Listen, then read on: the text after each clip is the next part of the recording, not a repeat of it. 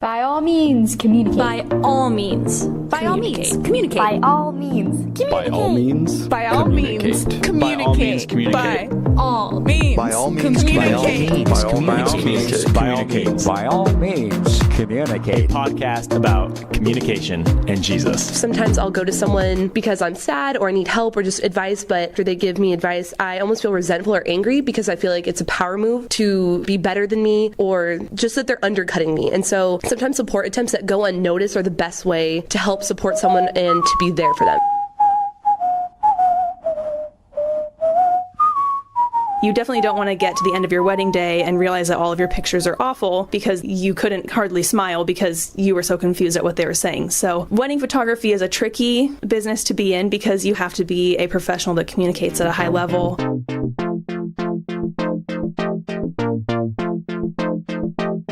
I do work at Dutch Bros, and you get a lot of that throughout the whole 6 hours you're there. You have a lot of experience with complete strangers, and you really do have to build their relationship from a role relationship, which is where everything's really scripted and everything's really formal, to a unique interaction pattern with someone. Some of the customers want the hype, and some want it to be chill. You just have to really read your audience. I remember there was a guy at the stand who is very, very low in cognitive complexity, which is where you try and think as other people think, even if they don't agree with you. He's very low in that. And I remember this 7-year-old lady came by, and she ordered a small hot sugar-free vanilla latte, and he was just raving about it. It's like 9 a.m., just not cool. She was not about it at all. Whereas like we get a car full of high schoolers, they absolutely love it. They want the hype. They came there for that purpose.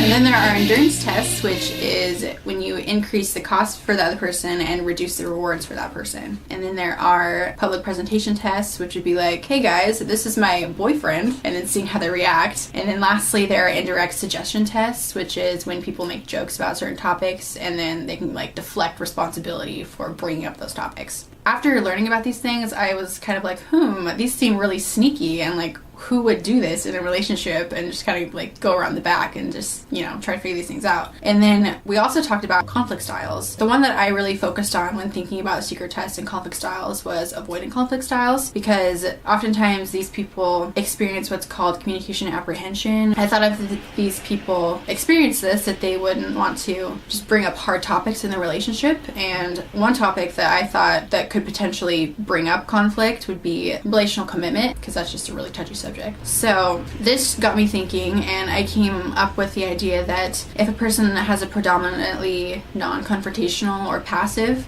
approach to conflict, that they would use indirect secret tests. Whereas if a person has a solution orientation or controlling approach to conflict, that they would use the directness tests.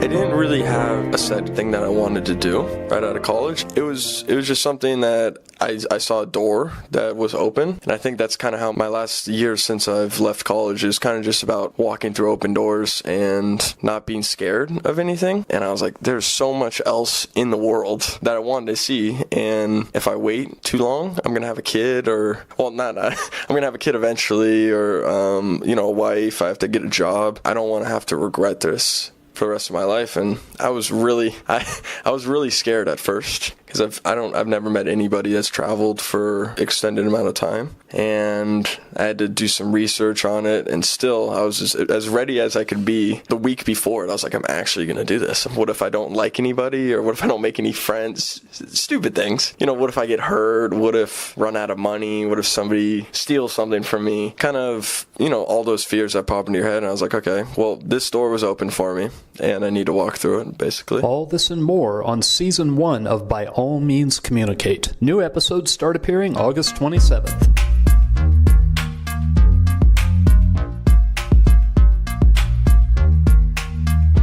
By All Means Communicate is a production of the Communication Program at Northwest Christian University. The program is dedicated to Dr. Lee Lane, long-serving professor of communication and management at Northwest Christian University and author of the textbook By All Means Communicate. Our theme music is Let Me Speak a Word for Jesus, composed by Charles Case. Opening arrangement by Nick Rodriguez. Closing arrangement by Nick Peliquin.